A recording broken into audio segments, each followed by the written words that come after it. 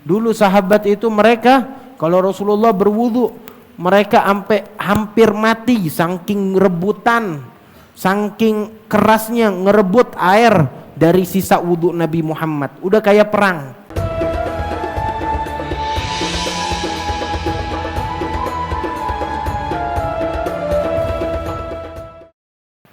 Allahumma salli afdhala salawatika ala as'adi makhluqatika Sayyidina Muhammadin wa ala alihi wa sahbihi wasallam adada ma'lumatika wa midada kalimatika kullama dhakaraka wa dhakarahu dhakirun wa ghafala an dhikrika wa dhikrihil ghafilun. Masya Allah. Ini tadi dikatakan di dalam hadis yang dibawa oleh Sa'ib bin Yazid, beliau mengatakan ذهبت بخالتي إلى النبي صلى الله عليه وسلم فقالت يا رسول الله إن ابن أختي وجع فمسح رأسي ودعا لي بالبركة وتوضأ فشربت من وضوئه وقمت خلف ظهره فنظرت إلى الخاتم بين كتفيه فإذا هو مثل زر الحجلة. وعن جابر بن سمرة قال رأيت الخاتم بين كتفي رسول الله صلى الله عليه وصحبه وسلم غدة حمراء مثل بيضة الحمامة. وعن رميثة قالت سمعت رسول الله صلى الله عليه وسلم ولو أشاء أن أقبل الخاتم الذي بين كتفي من قربه لفعلت. يقول لسعد بن معاذ يوم مات ihtazza lahu arsyur rahman. Masya Allah. Ini seorang sahabat yang bernama Sa'ib bin Yazid. Beliau pada dulu masih kecil dituntun sama bibi beliau kepada Rasulullah sallallahu alaihi wasallam. Lalu dikatakan, wahai Rasulullah, ini anakku ini, ponakanku ini, anak dari saudariku ini sakit, punya penyakit.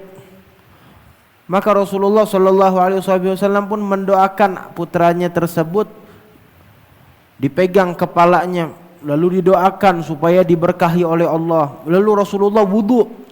Setelah wudu, dia pun ini Sa'ib ini mengambil sisa air wudu Rasulullah dan diminum, mencari keberkahan dan juga kesehatan dengan meminum air yang telah dipakai Rasulullah berwudu. Air untuk Rasulullah mensucikan diri. Yang Rasulullah di tubuhnya keindahan, enggak ada kotoran. Air yang nempel di situ berubah menjadi obat. Sallallahu alaihi wasallam. Ini Masya Allah, dia dapat kesempatan bisa minum air tersebut. Berapa banyak sahabat yang berebut ngambil air tersebut. Wa kanu yagtatiluna ala wudu'ihi. Dulu sahabat itu mereka kalau Rasulullah berwudu, mereka sampai hampir mati saking rebutan, saking kerasnya ngerebut air dari sisa wudu Nabi Muhammad. Udah kayak perang. Untuk apa mereka seperti itu sahabat? Mencari keberkahan, mencari daripada kebaikan di dalam air tersebut, syifa, mencari kesehatan, obat air tersebut. Maka berebut mereka. Tapi Rasulullah enggak ngomong bahwasanya hal tersebut hal yang salah. Itu adalah hal yang bid'ah, ataupun itu adalah suatu yang bukan diturunkan kepada Nabi Muhammad. Tidak. Tetapi Rasulullah tersenyum. Bahkan pada saat sahabat berebut mengambil rambut Rasulullah yang dicukur oleh tukang cukurnya, berebut, enggak ada satu helai rambut jatuh ke bumi, semuanya ke tangan. Rasulullah memerintahkan kepada yang nyukur untuk dibagi dua rambutnya. Jangan langsung dihabisin, tetapi dibagi dua. Jadi yang panjangnya berapa senti, jadi bisa dua orang mendapatkannya. Rasulullah berarti apa? Rasulullah berarti membuktikan bahwasanya hal tersebut adalah hal yang bukan kejelekan ataupun suatu bid'ah, apalagi maksiat. Tetapi Rasulullah mendorong sahabat untuk berebut dan membagikan rambut dan airnya Rasulullah sallallahu alaihi wasallam. Itu diriwayatkan sama Ummu Salamah pada saat Rasulullah sallallahu alaihi wasallam tertidur di rumahnya. Rasulullah tertidur di rumahnya, Itu agak panas cuaca sampai Rasulullah berkeringat, di tidurnya kelihatan di atas jidat dahi beliau itu ada tetesan-tetesan keringat. Maka dekat di Ummu Salamah mendekat mengambil daripada botol untuk ditadangin supaya keringatnya nggak jatuh begitu, cuma masuk ke botol dikumpulin sama Ummu Salamah. Maka tiba-tiba Rasulullah SAW terbangun, terkaget terbangun. Lalu menanya kepada Ummu Salamah, apa yang engkau lakukan wahai Ummu Salamah? Beliau mengatakan, wahai Rasulullah, kami mengumpulkan keringatmu ini tujuannya adalah untuk wewangian dan juga obat-obatan bagi anak-anak kami, bagi anak-anak kecil di rumah dan di kampung kami. Maka kata Rasulullah SAW adalah asobti, betul, itu adalah perilaku yang bagus, yang baik, bukan bid'ah. Rasulullah lagi tidur sampai terbangun gara-gara diambil keringatnya. Rasulullah nggak ngomong itu salah atau ini atau itu. Rasulullah mengatakan asabti, kata Rasulullah sallallahu alaihi wasallam. Maka dari itu tidak ada orang yang bisa mengatakan hal tersebut adalah suatu bid'ah, suatu larangan. Ataupun di zaman Nabi Muhammad tidak ada. Sahabat mereka belajar dari Rasulullah. Sahabat Rasulullah hidup di tengah-tengah sahabat dalam keadaan tersebut.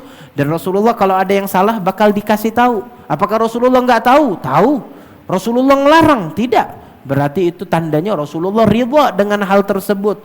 Yang artinya hal tersebut bukan hal yang bid'ah apalagi maksiat, tetapi hal yang baik dan juga hal yang bagus sallallahu alaihi wasallam. Lalu beliau mengatakan, dan aku melihat di belakang daripada punggung beliau itu ada khatamun nubuwah, ada tanda daripada tanda kenabian. Itu dikatakan oleh perawi yang lain, riwayat yang lain, besarnya itu kayak telur daripada burung dara. Burung dara itu punya telur kurang lebih besarnya segitu. Warnanya sedikit putih kemerah-merahan. Di sebagian riwayat warnanya seperti kulit Nabi Muhammad sallallahu alaihi wasallam. Yang khotam tersebut, tanda kenabian tersebut, itu wanginya sangatlah wangi, paling wangi ya di situ tubuh Nabi Muhammad sallallahu alaihi wasallam. Lalu dikatakan bahwasanya aku melihat hal tersebut, kata sebagian sahabat yang lain, aku senggol, aku pegang, dan ternyata itu adalah rambut yang membentuk daripada khatamun nubuwah, yang membentuk daripada cincin dan juga tanda kenabian, tanda lahir Nabi Muhammad sallallahu alaihi wasallam. Bahkan dikatakan oleh salah satu perempuan di zaman Nabi Muhammad, sami'tu Rasulullah sallallahu alaihi wasallam, pada saat beliau mengatakan di dalam hadis kematian Sa'ad bin Mu'adz, itu salah satu sahabat yang mulia, pada saat meninggal Rasulullah mengatakan ihtazza 'arsyur rahman, itu arsy-Nya Allah, tiang-tiang di arsy-Nya Allah itu bergetar sangat kuat pada saat kematian Sa'ad bin Mu'adz. Pada saat Nabi mengatakan begitu, aku melihat dari belakang Nabi Muhammad itu yaitu adalah tanda kenabian tersebut, yang kalau seandainya aku bisa aku datengin karena jelas, dan aku cium daripada tanda kenabian tersebut saking cintanya kepada Rasulullah sallallahu alaihi wasallam. Siapa yang ngomong? Seorang nenek-nenek, seorang perempuan di zaman Nabi Muhammad sallallahu alaihi wasallam. Masya Allah.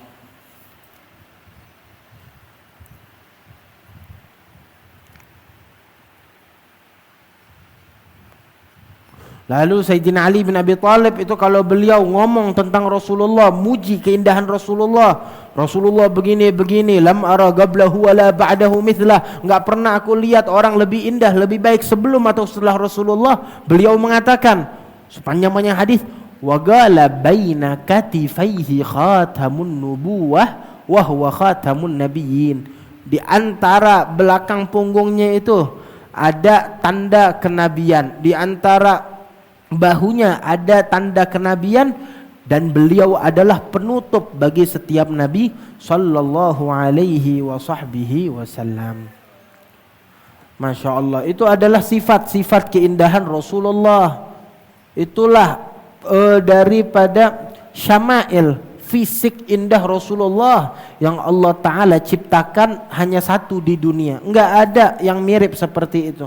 Enggak ada yang lebih indah dari itu. Tidak ada yang lebih wangi, lebih mulia daripada fisik dan juga tubuhnya Rasulullah sallallahu alaihi wasallam. Semoga kita diberikan taufik hidayat. Allah Ta'ala cuci mata kita, Allah Ta'ala cuci hati kita supaya bisa melihat keindahan Rasulullah sallallahu alaihi wasallam di dunia dan juga di hari kiamat. Amin ya rabbal alamin. Allahumma salli wa sallim wa barik alaihi wa ala alihi. ولد النبي ونكست أصنام أهل الشرك بالحق وانجاب الصدى